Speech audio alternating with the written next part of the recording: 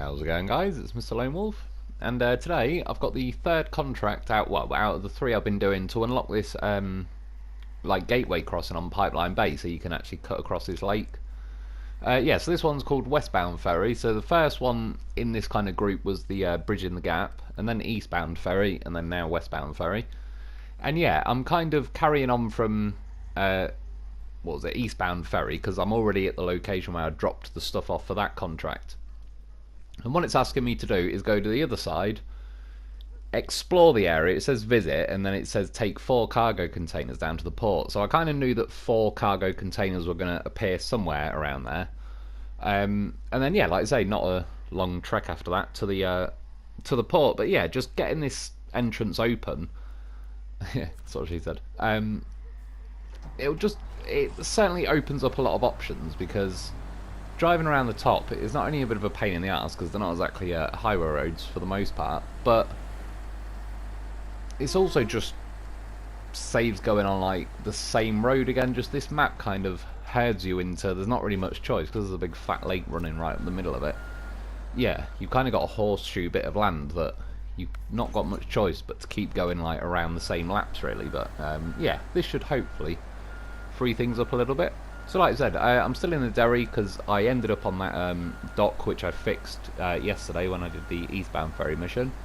And then yeah, drove just ahead. There was a trailer store already here, so I grabbed a ramp flatbed, and I also just checked my suspension was all the way up, but it was. Yeah, I'm going to need 4 well, it's going to give me 4 cargo containers.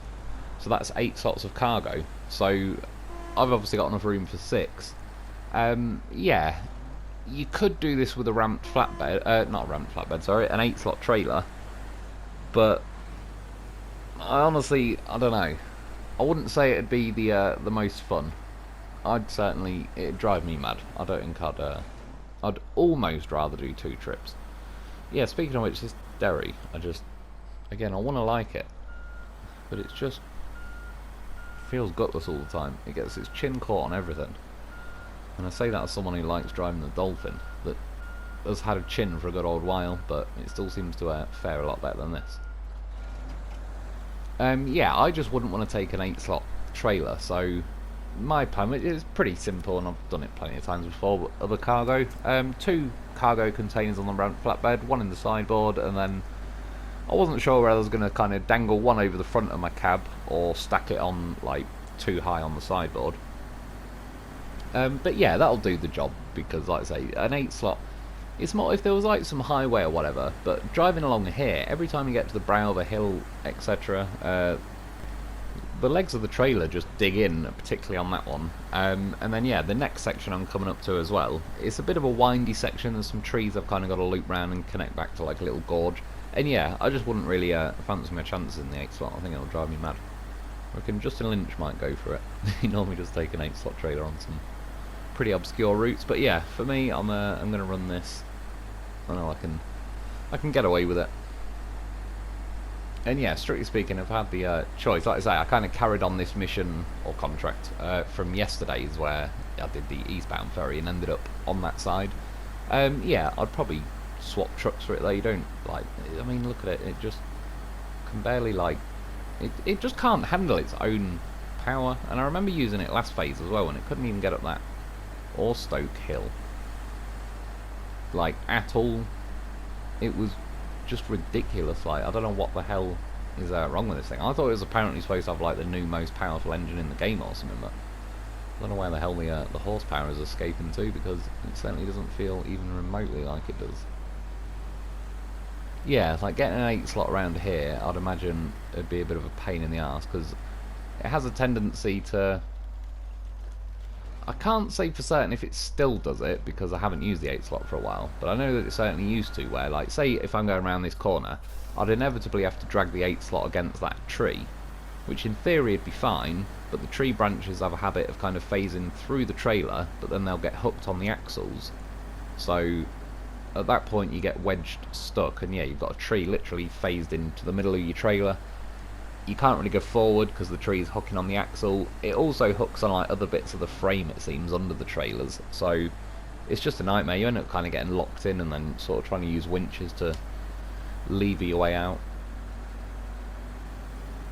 Yeah, I'd imagine like this mission, I don't know, even like, yeah, the Dolphin. I mean, it's one of them. I could quite happily keep using the Dolphin for just about every mission on this map, to be honest. I was very, very close to tipping there, which, well, yeah, again, it's not a good start. It's a good job I fired a panic winch out, I know that much. Good job we got a Lo4f on board, otherwise things could be going horrifically right now. And this run here, from like now I'm going from the trailer store back to the garage really, I still prefer it because it just saves going the longer way round, but there's a few little rough bits like this, but again this truck just doesn't do well on this bit really. I don't know, the only bit I can think this truck did okay-ish on was the highway section, which, and even then, I mean a Dolphin would eat it for breakfast because it has a high range gearbox. But yeah, it did, during the highway journey, it did manage to stay in 5th gear. At some point I'm going to try going like right round this island. This way I'd certainly keep close to the island like I just did, to the left of where I went. There's loads of trees that are in the mud, and this thing got stuck last time because it couldn't even climb over them. And the mud does get pretty deep there, but I have been through there in, yeah, a couple of other vehicles, and particularly on, what was it, Bridging the Gap mission, I went down this way and back with the Dolphin and the Voron AE, because I ended up getting, like, I tried chancing borrowing the generator trailer from the Drawbridge mission, which didn't do anything. So yeah, I had to send a Voron AE. So I've ran up and down here recently in those two vehicles, and they absolutely smashed it by comparison. And the Voron AE was towing like a ramped flatbed and then winching a generator trailer behind it. Thankfully though, it kind of went alright. Once you get to this bit where you're actually back onto relatively dry land, should follow those little tracks really. Problem is, if you go more straight ahead, there's like the corner of this road we're coming up to, there's a barrier running around it, so they're always a bit of a pain in the arse. So I just tend to find, yeah, wherever that road's hinting we should go, I just peel off to the left now, cut around this barrier, and yeah, the garage to the left. Again, you can see the trailer I did grab the other day that's kind of abandoned in the ditch. I may end up not using it for a mission, I don't know, but I think it was a good idea to get it there just in case. Even if there could be a mission where like I'm running a bit slow or whatever, and I'm just thinking, yeah, I'll cut that little bit out. Yeah, you see along here, going along the highway, seems to be like one of the only places, and even then, it hit a puddle, and it wasn't too happy about it. Like I say, I think one thing, I don't know if it's because of the like raisable suspension that sort of screws over a bit, but you know, because they have raisable suspension, if you imagine the normal suspension is kind of at its set level, and then when you activate the raised suspension it lifts the truck up, but then it's almost as if the amount of suspension travel it gives you is between like the lowered suspension and the raised suspension, whereas trucks that just have suspension, it doesn't have to kind of limit you.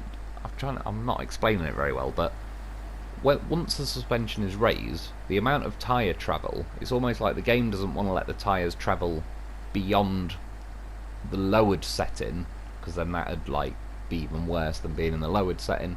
So it ends up making the suspension really stiff and firm, where it won't squidge down or whatever. So yeah, like I say, if you run over anything, even a relatively small rock, it just stops the vehicle dead by comparison, because instead of the wheel bumping up and over it, it's just got to lift the whole truck over, which yeah, this thing hasn't got the guts to do it. There is various other vehicles where they behave a bit like that, but they have the power to handle it. But yeah, that's what I sort of think with the suspension. I think this truck in general is just like, the suspension seems to be set pretty stiff, and there's some other ones that are like it, but the P16, for example, that's got like very stiff, solid suspension, really, and that's one of my more favourite vehicles in this game. Yeah, that hasn't even got all-wheel drive either. Yeah, when I'm getting to this point, I had a few options. I've already drawn the line where I'm going to go off to the left. This is like the shortcut-ish around the roadblock. Um, but I was tempted right now kind of to try a different route, because you can see there's the roadblock and you've got like this little road that loops around, and at the minute I've got no cargo or anything, so it doesn't matter if the trailer tips. But in the end I decided, yeah, after the roadblock you've got all that swampy section anyway, which this thing's going to be slow as heck through because it just doesn't really seem to do that very well. Yeah, so in the end I'm going to go for this route, which, other than this little crossing here, for the most part is kind of like a dry route because it's sort of going up the mountain. And yeah, overall it's the better option. Like I say, at some point I will get that roadblock sorted, but the fact that that swampy section's after it is a bit of a pain in the arse of a swamp to drive through. I've gone through it a few times now in various vehicles. I mean, again, look, I don't want to hate this vehicle. I'd love to drive it around and go, yep, this was great. But I'm driving up a hill with an empty trailer and the thing can barely rotate its wheels. Like, it always feels like it's 9/10. You know how like the high range gear kicks you out and you just know, usually, just before it's coming up to where it's going to say stalling, you know it's happening. This vehicle always feels like it's 9/10 of the way there.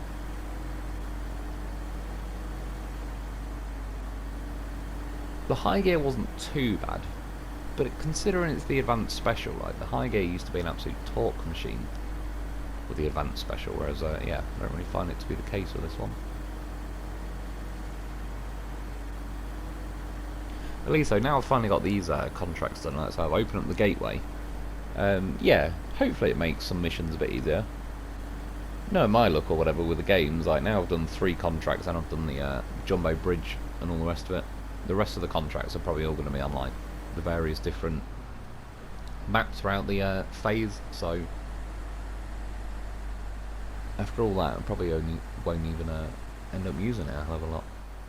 But nonetheless, I wanted to get it in the bag because it seems to be fairly important to this map. Again, I need to get well, I've already got the footage for the exploration of, what was it called, Aviro Hills or something. Yeah, now I've kind of got the bridge sorted and all the rest of it, I can explore that flatlands as well, so I need to get both them made. I'd like to get a gameplay and review video done on at least the Fem truck thing pretty soon. I also need to go and unlock that other vehicle, Scout. Yeah, quite a bit to do. But it's good. I've also scrolled through the contracts. There seems to be a bloody lot of them. And as for missions, I've not collected too many like around the map. I didn't really veer too far off my route. Sometimes when I'm doing like an exploration video, I'll go off here, there and everywhere, like if I see a mission and just grab it along the way. I just kind of knew exploring this map that it was a little bit on the slow side anyway, so I don't really want to bog it down with too much of that. So there appears to be like a fair amount of missions on the map. I just have yet to collect them. I'm sure at some point down here I almost rolled. I kind of cut the corner of it. And funnily enough, it must have been there to the left. A few days ago I rolled a Voron along here, I think. That's why that dam's there, because I had to go and flip it back. Yeah, there, it was very close. To kind of steer out of it and all the rest of it, just by the skin of my teeth. It was ready to fire a panic winch out. And then I get hit with the understeer as well.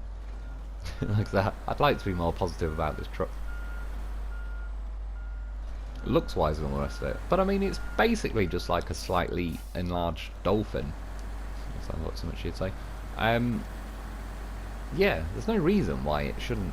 I know it's got the different gearbox, but if the gearbox kind of kills it that much, then I don't know. They should at least give us. It'd be interesting to see what this thing's like with a high range. I assume it'd be terrible because it just feels underpowered enough as it is. But you never know. Sometimes I do find.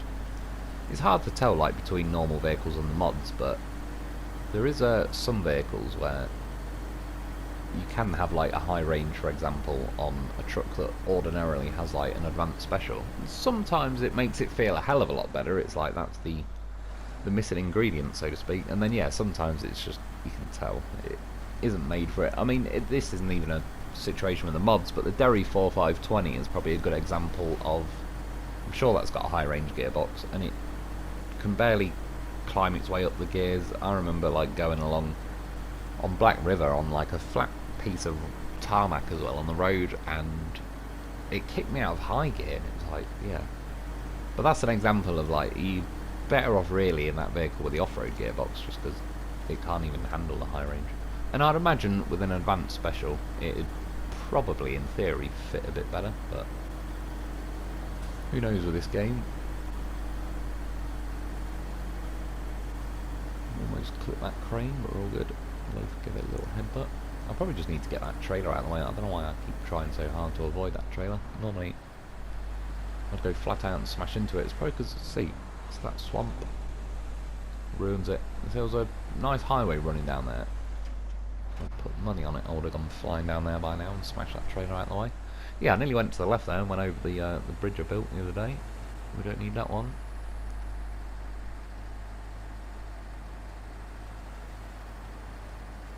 And yeah, can you see with like the lightness or lack of light?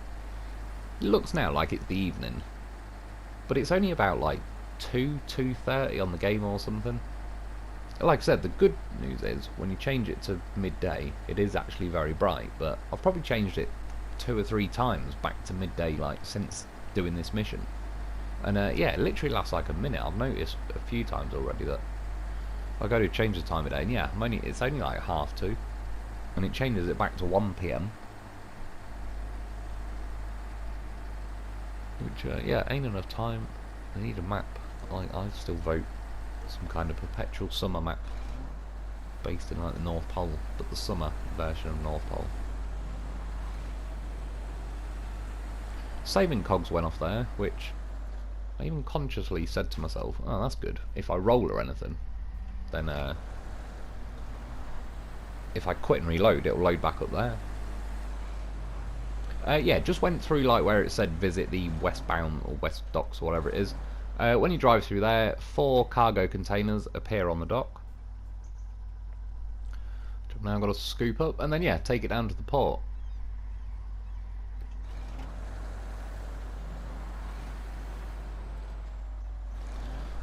And first things first, I thought I may as well drive past them and turn round, because if I start loading them on now and then turn round, no doubt the trailer will be some kind of dick and flick all the cargo off, as it has a tendency to do.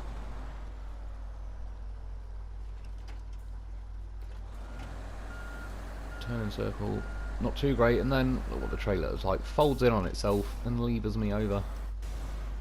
Like, goddamn son of a bitch, I know I should have got a different truck.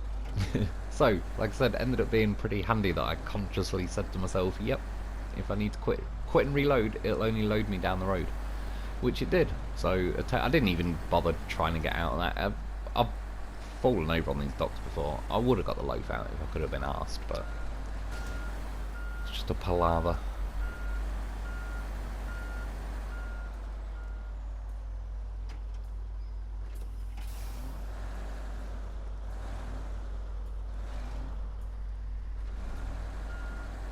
It's funny because like the wheels were just bumping up those little curbs at the end. If that was like a rock on any other road driving along it, it'd stop this thing dead. But the one time you'd actually kind of want the vehicle to bounce off them and not roll over them.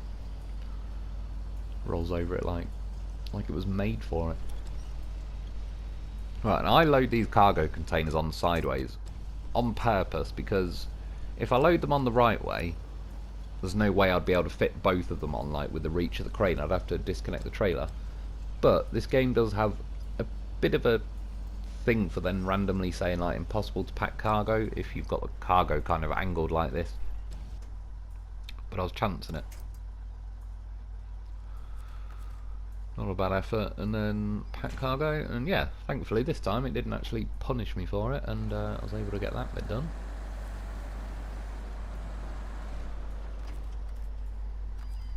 And typical, look, I put the box on there, I was just going down to pack cargo, which, just for what it's worth, no one has really prioritised the list. You know, like, start engines at the top, which we rarely ever need, and it keeps selecting that instead of the winch, which is annoying. But then stuff like pack cargo and yeah, all that, like we always have to scroll through, turn beacons on, which we hardly ever use.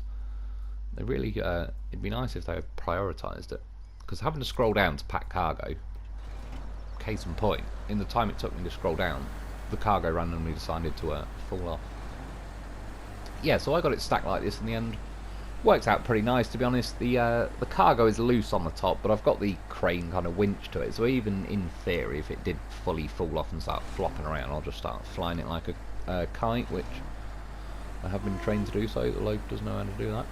And these signs as well, 35-mile-an-hour signs, I wish. These wishful thinking signs, I've got no chance of going 35 miles an hour. Wasn't sure if I had to turn this way. Like, nope. That's why, for what it's worth, if you put the waypoints just before the junctions you're supposed to turn on or go straight on, you'll hit the winch point before you get to the junction. Whereas just naturally, you kind of do it at junctions normally if you're putting waypoints down, and yeah, that's what I've learned. Not worth making a tip video on, but you know, it helps. And then yeah, thankfully as well, the other good thing is once you grab these cargo containers, it's a pretty simple drive to the port. There's that stupid generator trailer that baited me the other day. And yeah, it's like, enjoying the view, possible thumbnails, of course the saving cogs after coming in and wreck it. With the frame rate dropped, but I was thinking, yeah, that's about right, what could possibly go wrong? Oh shit. Smashed into the fem truck.